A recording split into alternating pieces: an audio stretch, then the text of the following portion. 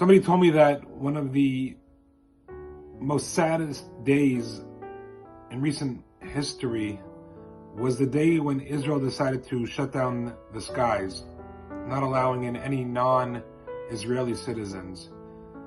And I was reading articles also basically echoing the same statement that Israel is the home of the Jewish people. After so many thousands of years, we were able to get it back.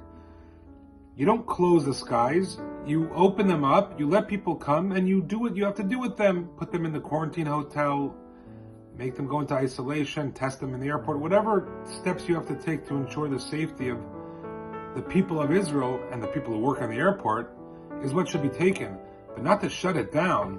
They don't shut it down when there's wars.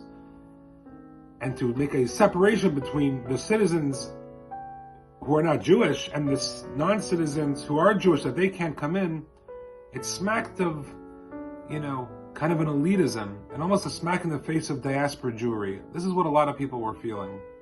And I felt the same way. I have an Israeli passport, so it didn't really affect me. But I felt the frustration of other people who were planning on going to Israel and who desperately wanted to go, and they had to put everything on hold, and they were befuddled. Like, after all this, all the restrictions and lockdowns that we have here, I can't go back to my home where my soul calls. How can this be? So I just want to share with you another perspective. My brother-in-law told me this in the name of a very big rabbi in New York, one of the most respected rabbis of the American rabbinate today. He's a rabbi of a big shul. He has a yeshiva.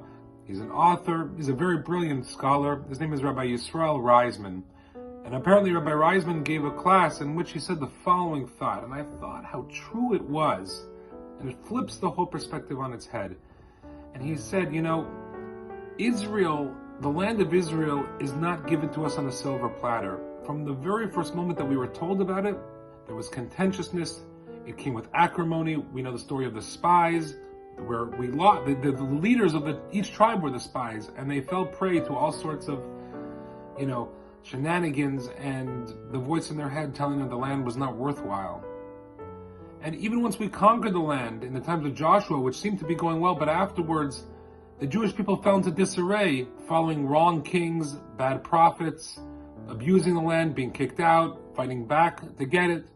This has been the story of the Jewish people's relationship to the land of Israel until finally we were totally expelled from the land in a horrible, horrible scenario where 2 temples were burnt. And the temples were sacked, and the Jewish people let out, not just kicked out, but let out in chains, in a trail of blood, as the prophet Jeremiah tells us. And now we're able to go there easy, willy-nilly.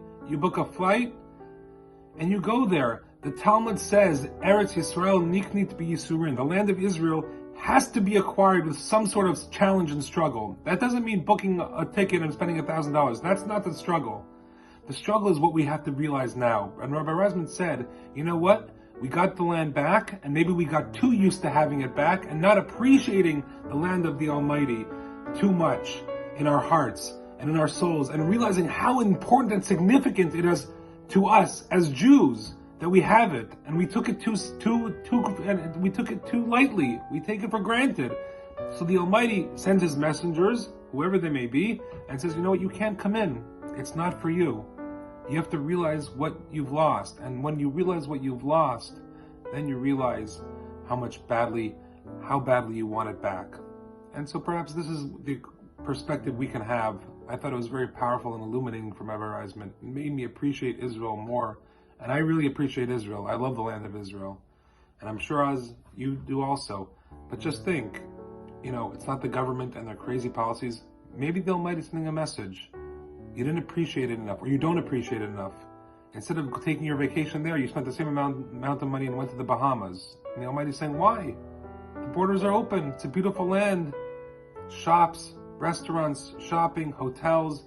It's the most cosmopolitan country. Come visit. There's no excuses. You don't like it as much? Then I will make sure you don't come in. Now that thank God, they're opening up a little bit, let's take advantage. Let's remind ourselves how fortunate and blessed we are to have the state of Israel, the land of Israel, back in Jewish hands so that we can appreciate it that much more. Shabbat Shalom.